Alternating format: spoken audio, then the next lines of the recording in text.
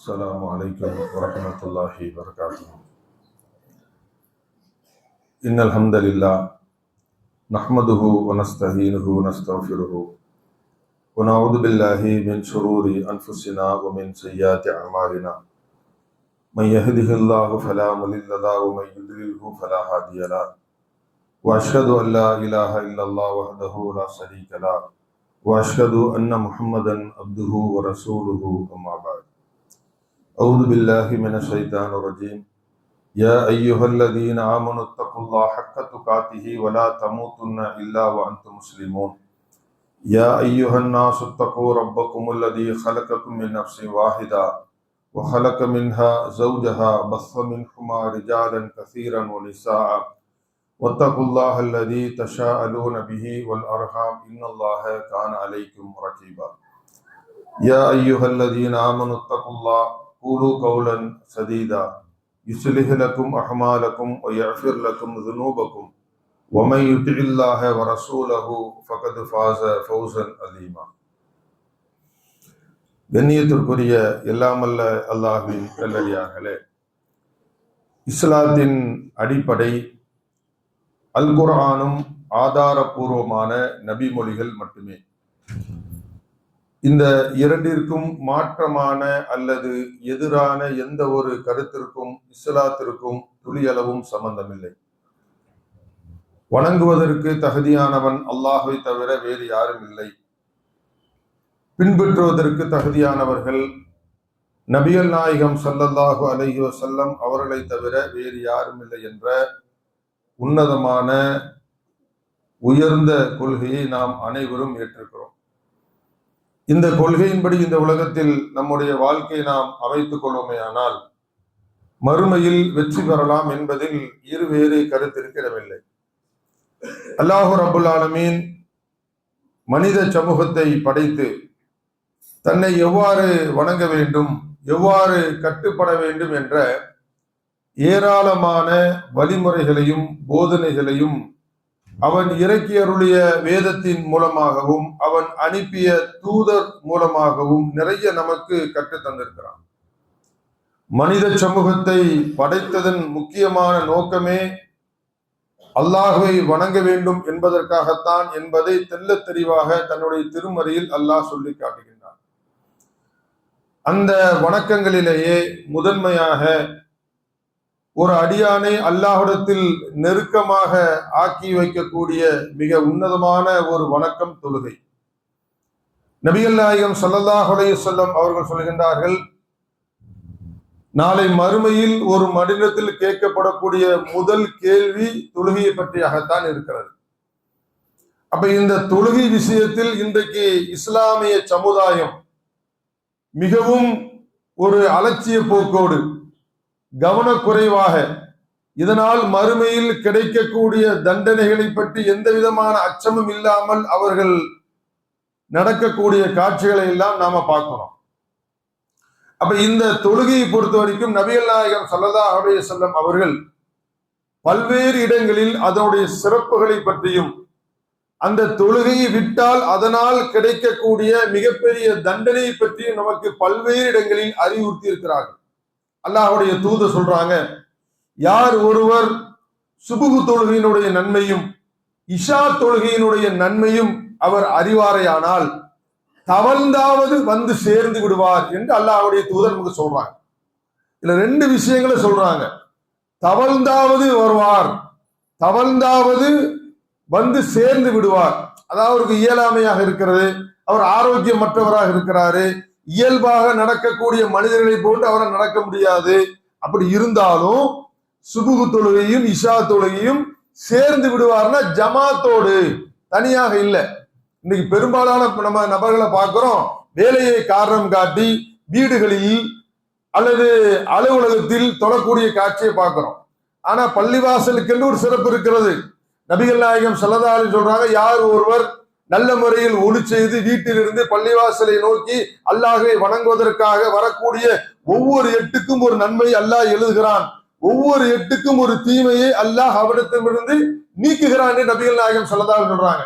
வர்றாரு, பள்ளிவாசல உட்கார்றாரு, தொழுகை எதிர்பார்த்தவராக அமர்ந்திருக்கிறார் என்று சொன்னால் வானவர்கள் அதற்காக நன்மை பதிவு செய்து கொண்டே இருக்கிறார்கள். மேலும் அந்த அடியானுக்காக அல்லாஹ்விடத்திலே இந்த வானவர்கள் பிரார்த்திக்கிறார்கள், அல்லாஹும் மஃபிருல்லஹு வர்ஹமு, இறைவா இவரை நீ கருணை புரிவாக, இவருக்கு கருணை புரிவாயாக, இவரை நீ மன்னிப்பாயாக. இவ்வளவு பெரிய சிறப்புகள் பள்ளிவாசல்ல தொழுவதனால இருக்கிறது. ஆனா இதையெல்லாம் மக்கள் ரொம்ப அலட்சியமாக தானே கலந்துறாங்க. ஒரு வானவருடைய துவாவை பெற வேண்டும் என்று சொன்னால் ஒரு மனிதன் கடமையான தொழுகைக்கு பள்ளிவாசல்ல அதை எதிர்பார்த்து அமர்ந்திருந்தால் அந்த வானவருடைய துவா நமக்கு ஒவ்வொரு நாளிலும் 5 நேரங்களிலும் கிடைக்கிறது. இது மனிதன் என்ன செய்யறான்? இந்த பாக்கியத்தை பெறுவதை ஒவ்வொரு நாளும் தவறவிட்டு கொண்டிருக்கிறான். நபிகள் நாயகம் ஸல்லல்லாஹு அலைஹி சொல்றாங்க, இந்த இஷா தொழுகையும் இந்த சுபுஹ் தொழுகையும் யாருக்கு பாரமா இருக்குன்னு தெரியுமா? முனாஃபிக்கு தான் பாரமா இருக்கும், மூமின்களுக்கு பாரமா இருக்காது. அல்லாஹ்வுடைய தூதர் சொல்றாங்க, இஷா தொழுகையும் இந்த சுபுஹ் தொழுகையும் நயவஞ்சகர்களுக்குத்தான் பாரமாக இருக்கும். அப்ப நயவஞ்சகருடைய நிலை என்ன? நிறைய அல்லாஹ் சொல்றாங்க குர்ஆன்ல. யார் சுபுஹ் தொழுகை விட்டுட்டாரோ, யாரு இஷா தொழுகையை ஜமாத்தோடு தொழுகலையோ அவர் நயவஞ்சகர் முனாஃபிக்குடைய பட்டியல் விடுகிறார். அல்லாஹ் சொல்றான், பஷ்ரில் முனாஃபிகீன பி அன்னலஹும் அதாபுன் அலீம், நயவஞ்சகர்களுக்கு துன்புறுத்தக்கூடிய வேதனை உண்டு. இன்னல்லாஹ ஜாமியுல் முனாஃபிகீன வல் காஃபிரீன ஃபீ ஜஹன்னம ஜமீஆ, நயவஞ்சகர்களையும் அல்லாஹ்வை மறுக்கக்கூடியவர்களையும் அல்லாஹ் நரகத்தில் ஒன்று சேர்க்கிறான். அல்லாஹ்வுடைய தூதர் சொல்றாங்க, இந்த நயவஞ்சகர்கள் இருக்கிறாங்கல்ல, இவர்களுக்கு அவருடைய தன்மைகளை பத்தி சொல்றாங்க. பேசுனா பொய் பேசுவான், வாக்குறுதி கொடுத்தா மீறுவான், அதே போல ஏதாவது ஒரு பொருளை கொடுத்தா அதுக்கு அதை என்ன செய்ய திருப்பி தரமாட்டான், அமாயத்தை மோதடி செய்வான் என்றெல்லாம் அந்த முனாஃபிக்குடைய தன்மைகளை அவனுடைய பண்புகளை பற்றி சொல்றாங்க. மேலும் அல்லாஹ் சொல்றான் பாருங்க, அதாவது இந்த முனாஃபிக்கள் நரகத்தினுடைய அடித்தட்டில் தான் இருப்பார்கள். அடித்தட்டுனா என்ன? அல்லாஹ்வுடைய தூதர் விளக்குறாங்க, ஒரு நரகத்தினுடைய மேல ஒரு கல்லை தூக்கி போட்டா அந்த கல்லு நரகத்தினுடைய அடிப்பகுதிக்கு வருவதற்கு 70 ஆண்டுகள் ஆகிறது. இந்த அடித்தட்டை தான் நயவஞ்சகன் கடப்பான்.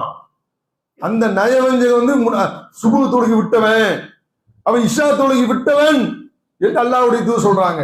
மேலும் அல்லாஹ்வுடைய தூதர் சொல்றாங்க, நயவஞ்சகர்களுக்கு ஜனாசா தொழுகை இல்லை, நயவஞ்சகர்களுக்கு மன்னிப்பு இல்லை அப்படின்னு சொன்னா, இன்னைக்கு சர்வசாதாரணமாக இந்த தொழுகையெல்லாம் விடக்கூடிய காட்சியை பார்க்கிறப்ப எதெல்லாம் உலகத்துடைய தேவை, உலகத்துடைய அலுவலர்கள், உலகத்துல கிடைக்கக்கூடிய லாபத்தை முன்னிறுத்தி இவ்வளவு பெரிய நன்மைகளை பெற்றுத்தரக்கூடிய, மறுமையில் மகத்தான வெற்றியை நமக்கு தேடித்தரக்கூடிய இந்த அமல்களை உலகத்தினுடைய அலுவலுக்காக, உலகத்தினுடைய வேலை பொழுவுக்காக, உலகத்தினுடைய தொழிலுக்காக நாம் இதை விட்டுக் கொண்டிருக்கிறோமே, நாம சற்று சிந்திக்க வேணாமா? ஒரு மனிதனுடைய உடலில் இருந்து உயிர் பிரிந்து அடுத்தவனம் அல்லாஹ் கேட்கக்கூடிய முதல் கேள்வி என்ற மறுமையில தொழுகை பற்றி தானங்க. நபிகள் நாயகம் ஸல்லல்லாஹு அலைஹி தெளிவா சொல்றாங்களா இல்லையா? நீங்க ரொம்ப அலட்சியமாக இருக்கிறாங்களே, அதுவும் சுபுஹ் தொழுகை பத்தி கேட்க வேண்டிய அவசியமே இல்லை. அதுல கிடைக்கக்கூடிய நன்மைகளை நபிகள் நாயகம் ஸல்லல்லாஹு அலைஹி சொல்றாங்க, அவ்வளவு பெரிய நன்மைகள் அல்லாஹ்வுடைய தூதர் சொல்றாங்க. நபிகள் நாயகம் ஸல்லல்லாஹு அலைஹி சொல்றாங்க, ஒரு பள்ளிவாசல்ல தொழுகைக்காக பாங்கு சொல்லப்பட்டு தொழுகைக்காக இமாமையும் நியமித்து விட்டு தொழுகைக்கு வராதவருடைய வீடுகளுக்கு சென்று வீட்டோடு கொளுத்திவிட நான் எண்ணினேன் என்று சொன்னா எவ்வளவு பெரிய ஒரு கடுமைங்கிறது பாருங்க. அவ்வளவு பெரிய அலட்சியமா இருக்கு. நான் என்றுங்கிறாங்க அல்லாஹ்வுடைய தூதர், வீட்டோட வச்சு கொளுத்துன்னு எண்ணுனேன்.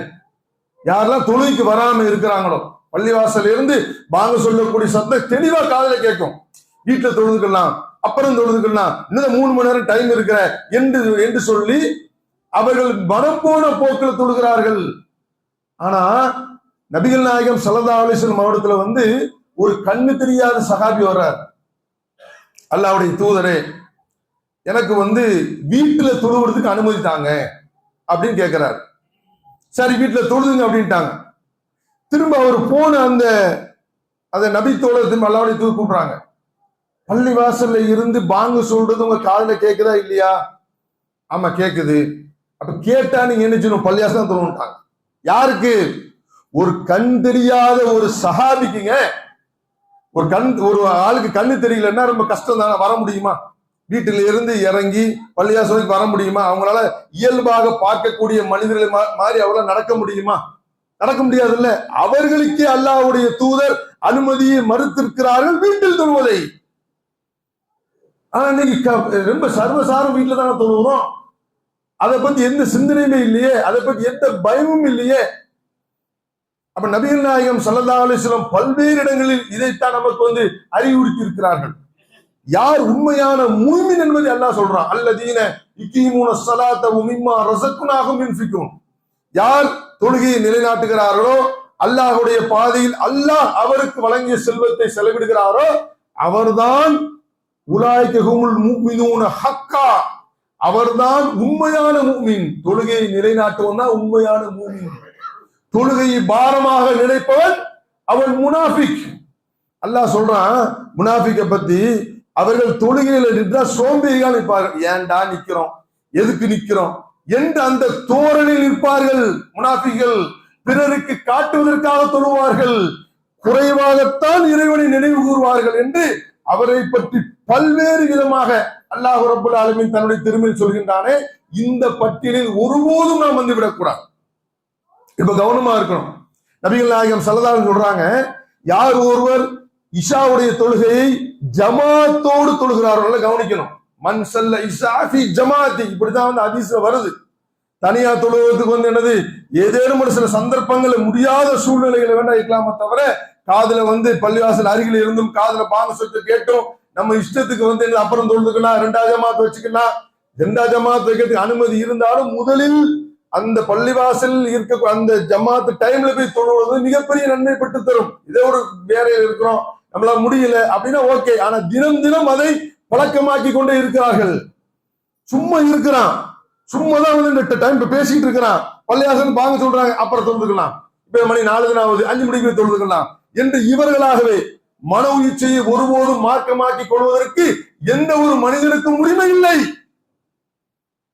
அப்ப அல்லாஹ் சொல்ற, நபிகள் நாயகம் ஸல்லல்லாஹு அலைஹி சொல்றாங்க, யார் ஒருவர் இஷாவுடைய ஜமாத்தை, இஷாவுடைய தொழுகையை ஜமாத்தோடு தொழுகிறார்களோ அவருக்கு என்ன நன்மை தெரியுமா? பாதி இரவு நின்று வணங்கிய நன்மை எல்லாம் கொடுக்குறாங்க. சாதாரண விஷயமா? இன்னைக்கு ஒரு 12 மணி நேரம் இரவு இருக்குன்னு வச்சுக்கிறோங்க, நம்ம 10 நிமிஷம் தான் நடக்கும். 8:15 ஜமாத்துல 8:20 இமாம் முடிச்சிருவாரு. 10 நிமிடம் நாம் பள்ளிவாசலில் இஷா ஜமாத்தை நாம் தொழுதால் 6.25 மணி நேரம் நின்று வணங்கிய நன்மை அல்லாஹ் வழங்குறான்னா, இது அந்த இஸ்லாமிய சமுதாயம் ஒவ்வொரு நாளும் தவறு விட்டு கொண்டிருக்கிறதா இல்லையா? நல்லா சிந்திச்சு பாருங்க. திரும்ப அல்லாஹ்வுடைய தூதர் சொல்றாங்க, எந்த ஒரு மனிதர் சுபுவுடைய தொழுகையை ஜமாத்தோடு தான், தனியாக இல்லவே இல்லை. மன் ஸல்ல சுபஹி ஃபீ ஜமாத்தி, யார் சுபஹ் தொழுகையை ஜமாத்தோடு தொழுகிறாரோ அவர் இரவு முழுவதும் நின்று வணங்கிய நன்மை. 12 மணி நேரம் நன்மைங்க. அதுல ஒரு 10 நிமிஷம், இதுல ஒரு 10 நிமிஷம், 20 நிமிஷம் தானே, மொத்தத்துல 20 நிமிஷம். 20 நிமிஷம் ஒரு நாளைக்கு நாம அல்லாஹ்வுக்காக அல்லாஹ்வுடைய ஆலயத்திற்கு அவன் நம் மீது விதியாக்கி இருக்கக்கூடிய அந்த தொழுகையை தொழுதால் ஒவ்வொரு நாளும் 12 மணி நேரம். அப்ப எவ்வளவு நன்மை அல்லாஹ் தர்றான். இந்த நன்மையை வீணடித்துக் கொண்டிருக்கிறோமே, நம்முடைய பணத்தை தேடி அலைந்து கொண்டிருக்கிறோமே, பதவியை தேடி அலைந்து கொண்டிருக்கிறோமே. இந்த பணமோ பதவியோ நாளைக்கு மறுமையில் ஒரு மனிதனுக்கு பயம் தருமா? அந்த நேரத்துல இஷா விட்டுட்டு இஷாவே தொழுவல, அந்த நேரத்துல ஒரு 1 லட்சம் ரூபாய் 10 லட்சம் சம்பாத்தியம் பண்ண வச்சுக்கிருவோம். அந்த 10 லட்சம் ரூபாய் நாளைக்கு அல்லாஹ்ட்ட கொடுத்து நீ சொர்க்கத்தை விலைக்கு வைக்கிற முடியுமா? அல்ல அந்த தொழுகை விட்டதுக்காக அல்ல நாளைக்கு மறுமையில தூக்கி போட்டு மிதிப்பான, அடிப்பான, உதைப்பான, மிகப்பெரிய தண்டனை கொடுப்பான. அப்ப அந்த 10 லட்சத்தை கொடுத்து அந்த நரகத்திலிருந்து விடுதலை பெற்று விட முடியுமா? முடியாது. இவ்வளவு பெரிய நன்மையை அல்லாஹ் தாலா நமக்கு வைத்திருக்கிறான்னு சொன்னால், இதெல்லாம் இன்றைய மக்கள் ரொம்ப அலட்சிய போக்கு, கவனக்குறைவாக இருக்கிறார். காரணம், உலகத்தினுடைய மோகம், உலகத்தினுடைய ஆகாயம், உலகத்தில் கிடைக்கக்கூடிய அந்த இன்பங்களுக்குத்தான் மக்கள் முக்கியத்துவம் கொடுக்கிறார்கள். நபிகள் நாயகம் ஸல்லல்லாஹு அலைஹி வஸல்லம் சொல்றாங்க, மன் ஸல்ல பர்தைனி தஹலல் ஜன்னா. ஒரு மனுஷன் எதுக்கு ஆசைப்படுவான்?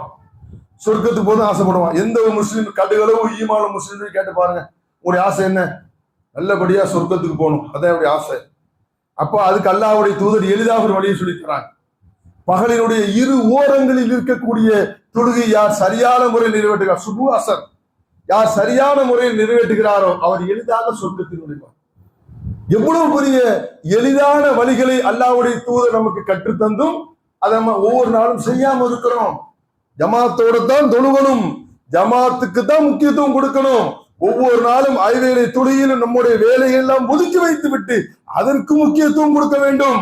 பள்ளிவாசல்ல போய் ஜமாத்தோடு தொழுகணும், சுபுவ தொழுகணும். சுபுவ ஜமாத்தோடு தொழுதா அவர் அல்லாஹ்வுடைய பொறுப்பில் வந்து விடுகிறார். யாரு சுபுவை ஜமாத்தோடு பள்ளிவாசலில் தொழுகிறாரோ அவர் அல்லாஹ்வுடைய பொறுப்பில் வந்து விடுகிறார்.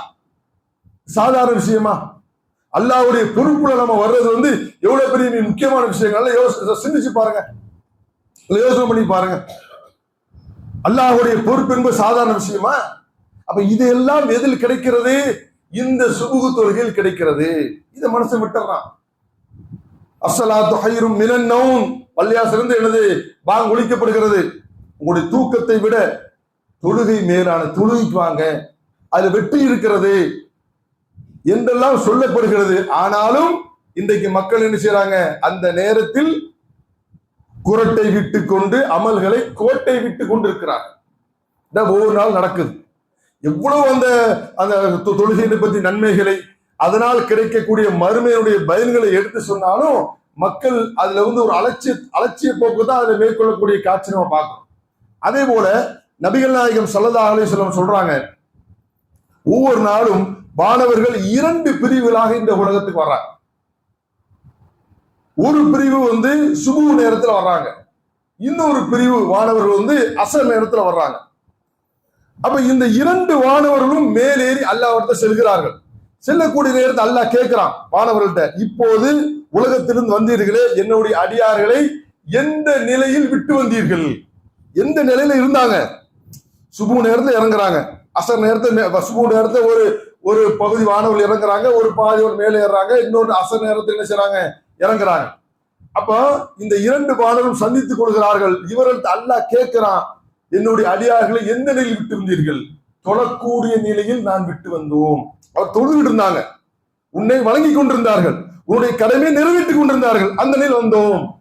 இன்னொரு சாட்டை கேட்கிறாங்க, எந்த நிலையில் அவர்கள் அடைந்தீர்கள்? அவர்கள் தொழுது கொண்டிருந்த நேரத்தில் நாங்கள் அவர்களை அடைந்தோம் என்று சொன்னா, அல்லாஹ்வுடைய பள்ளிவாசல்ல அல்லாஹ்வுடைய கட்டளைகளை நிறைவேற்றுவதற்காக நாம் எல்லாம் ஒன்று கூடக்கூடிய நேரத்துல நம்மை பற்றி நற்சான்றிதழ் வானவர்கள் அல்லாஹ்விடத்துல கொடுக்கிறாங்களே, இந்த நற்சான்றிதழ் நம்ம இழக்கலாமா?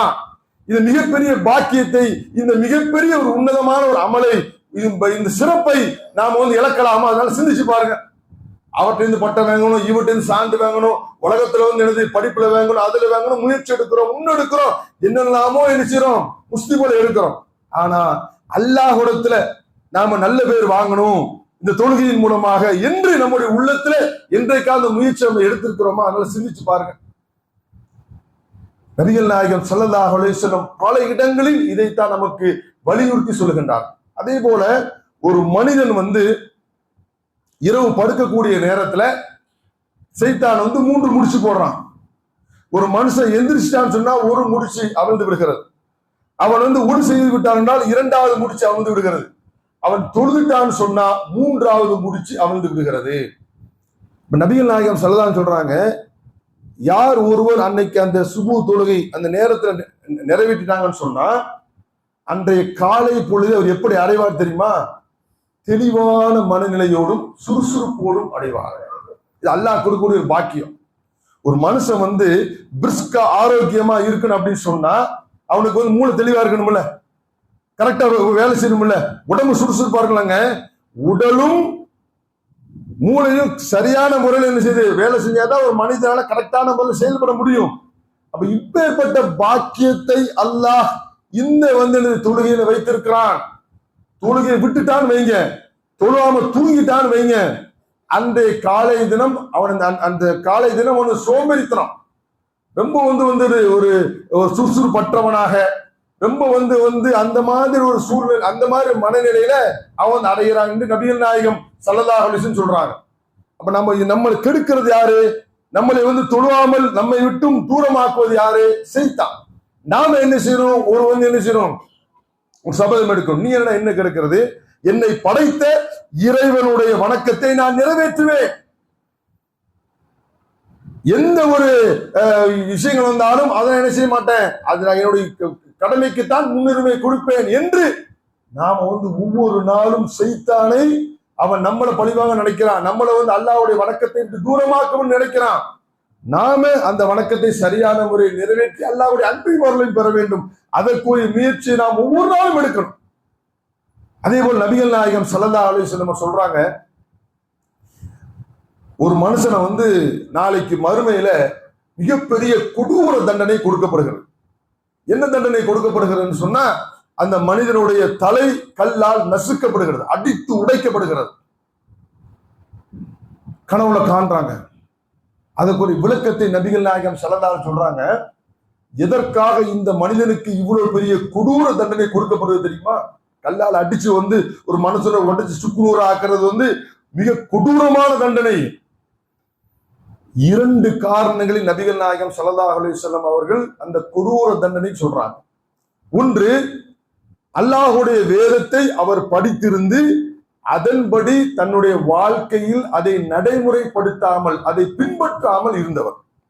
எல்லாமே தெரியும், சரி எது தவறு எது, நன்மை எது தீமை எது, எது ஹலால் எது ஹராமோ, எப்படி நடக்கணும் எப்படி நடக்கக்கூடாது, சரியான முறையில் தொழுவணும், எப்படி நன்மை செய்யணும், தீமை எப்படி விலகி இருக்கணும், எல்லாமே குர்ஆன்ல எல்லாத்தையும் படிச்சு வச்சிருக்காரு, தெரிஞ்சு வச்சிருக்காரு, அறிந்து வைத்திருக்கிறார். ஆனால் அதன்படி தன்னுடைய வாழ்க்கையில் அதை கடைபிடிக்காமல் யார் நடந்தாரோ அவருக்கு இந்த கொடூர தண்டனை. 2வது மனிதர் யார் தெரியுமா? நபிகள் நாயகம் ஸல்லல்லாஹு அலைஹி சொன்னாங்க, கடமையான தொழுகையை தொழாமல் உறங்கியவர். உறக்கம் எந்த தொழுகையோடு அதிகமா தொடர்புடையதா இருக்கும்? லொஹரை விட, அசரை விட, மஹ்ரிபை விட, இஷாவை விட ஒரு மனிதனுக்கு அதிகமாக தூக்கத்தில் தொடர்புடைய ஒரு வணக்கம் எது? சுபுஹ் தான். அப்ப சுபுஹ் தொழுகை தொழாமல் ஒரு மனிதன் உறங்கினான் என்று சொன்னால் நாளைக்கு மறுமையில் இவ்வளவு பெரிய கொடூர தண்டனை, சாதாரண தண்டனை இல்லை. லேசா காலில் கல் அடிபடுது, நம்மளால நடக்க முடியுமா? அந்த வலி எத்தனை நாளைக்கு நமக்கு இருக்குது?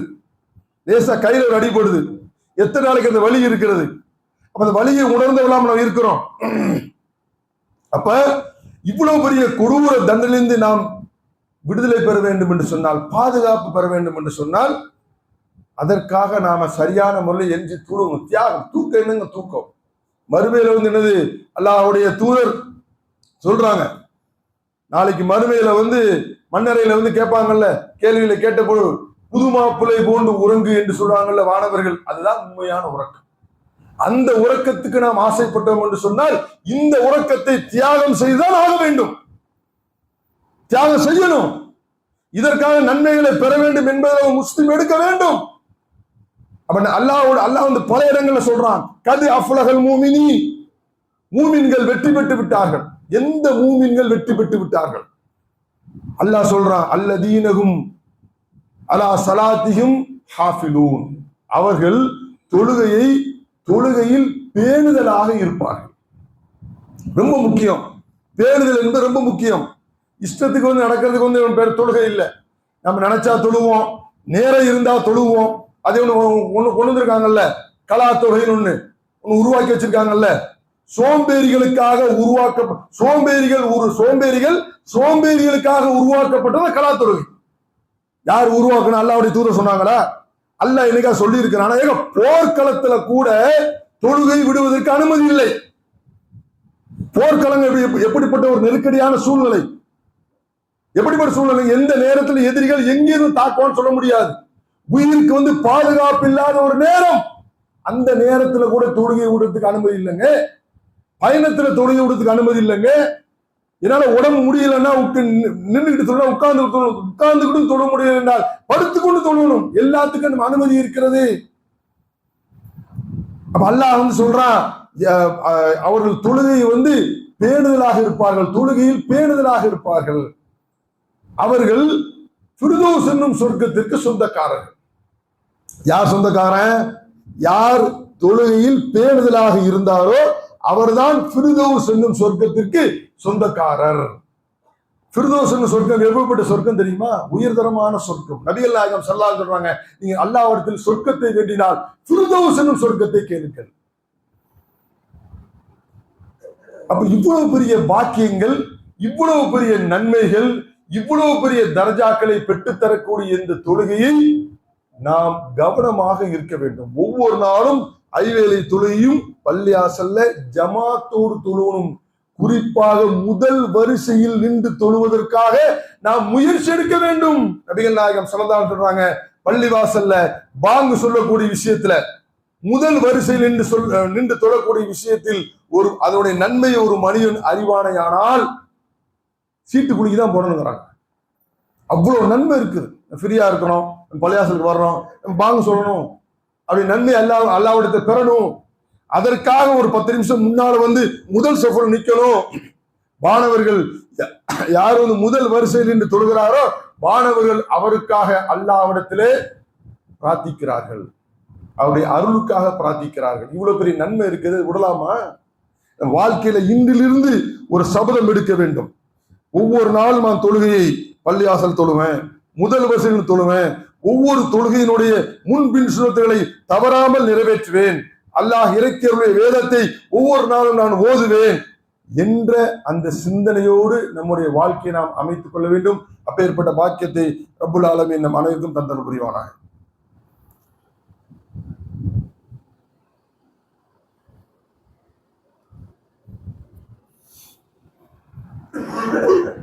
அல்ஹம்துலில்லாஹி ரப்பில் ஆலமீன். அன்பிற்குரிய அல்லாஹுடைய நல்லடியார்களே, அல்லாஹ் ரப்புல் ஆலமீன் தன்னுடைய திருமறையில் சொல்லி காட்டுகின்றான், சொர்க்கவாசிகள் நரகவாசிகளை பற்றி கேட்பார்கள், மா சலக்கக்கும் ஃபீ ஷக்கர், உங்களை நரகத்தில் கொண்டு சேர்த்தது எது? நரகவாசிகள் கேட்கப்படும், நீங்கள் நரகத்தில் உங்களை நரகத்துல எது சேர்த்தது? முதல்ல அவங்க சொல்லக்கூடிய விஷயம், நாங்கள் தொழாதவர்களாக இருந்தோம், சரியான முறையில் தொழவில்லை, ஏழைகளுக்கு உணவளிக்கவில்லை. யாரெல்லாம் வீணாக செல்கிறார்களோ, வீண் விஷயங்களை ஈடுபடுகிறார்களோ அவர்களோடு நாங்களும் இருந்தோம். இன்னைக்கு பார்க்கிறோம், கிட்டத்தட்ட வீணான காரியங்கள்ல இன்னைக்கு மொபைல் போன் வந்திருக்குது. அதுல இருக்கக்கூடிய ஃபேஸ்புக்கு, வாட்ஸ்அப்பு, இன்ஸ்டாகிராமு, அதே மாதிரி பல விஷயங்களை கிட்டத்தட்ட 1:30 மணி 2 மணி 2:30 மணி வரைக்கும் பார்த்தா எப்படி நாம தொழுகைக்கு எந்திரிக்க முடியும்? நல்லா சிந்திச்சு பாருங்க. வீணானவற்றில் நான் மூழ்கி இருந்தோம். இந்த வீணானவற்றில் மூழ்கி இருப்பது இருந்தால் தொழுகையை தொழாமல் அது தடுத்து விடும். அப்ப ஒரு மனுஷன் சரியான முறையில் தொழவில்லை என்று சொன்னால் அவனை கொண்டு போய் சேர்ப்பது நரகம். அப்ப இந்த விஷயத்துல நம்ம கவனமா இருக்கணும். எல்லாம் ஒரு அளவுதான். நன்மையான விஷயங்களை பாக்கிறோமா, பயான பாக்கிறோமா, நியூஸ பாக்கிறோமா, அதுக்கு ஒரு நேரம், அவ்வளவுதான். அதோட ஒதுக்க தூர வீசணும், அவ்வளவுதான். நமக்கு முக்கியமான வேலை இருக்கிறது. காலை 4:30 மணிக்கு எந்திரிக்கணும், சுபு தொழுகணும், இரவு முழுவதும் நின்று வழங்கிய நம்ம நன்மையை பெறணும். அந்த எண்ணம் உள்ளத்துல ஓடிக்கிட்டே இருக்கணும். மைண்ட்ல கூட செட் பண்ணி வச்சிடணும். அதை இஷா தொழுகணும், இஷா தொழுதா பாதி இரவு நின்று வழங்கிய நன்மை, சுபு தொழுதா முழு இரவு, அதை மைண்ட்ல கொண்டு உட்கார்த்தி வச்சுட்டா எப்படி இந்த வியாபாரத்தை செஞ்சா இவ்வளவு லாபம் கிடைக்குங்கிற மைண்ட் சொல்லிக்கிட்டே இருக்குல்ல, அதே போல இது மைண்ட்ல கூட உட்கார வச்சிடணும். நன்மை பெறணும், நன்மையை பெறணும். நன்மையை பெறணும்னா உள்ள வருந்தணும். அப்படி விட்டுட்டோம், இன்னைக்கு சுபுவ இன்னைக்கு விட்டுட்டோம் போது யாரும் வேணுக்குன்னு விடுறதில்ல. ஒருவேளை நம்முடைய தூக்க மிகுதினால் விட்டு விட்டாலும், நம்முடைய வேலை மிகுதினால் விட்டு விட்டாலும் இனிமேல் அதை விடக்கூடாது. சரியான முறையில் பின்பற்றணும். சரியான முறையில் நான் அதை பின்பற்றி அதற்காக ஒவ்வொரு நாளும் இதற்குரிய நன்மையை என் இறைவனிடத்தில் பெறுவேன் என்ற முயற்சியோடு நாம் ஒவ்வொருவரும் இறங்கி அல்லாஹ்வுடைய அன்பையும் அருளையும் பெற்று மறுமையில் வெற்றி பெறக்கூடிய நன்மக்களாக அல்லாஹ் ரப்பல் ஆலமீன் நம் அனைவரையும் ஆக்கியல் புரிவானாக. வாஹிரு தஅவானா அல்ஹம்துலில்லாஹி ரப்பில் ஆலமீன். அஸ்ஸலாமு அலைக்கும் வரஹ்மத்துல்லாஹி.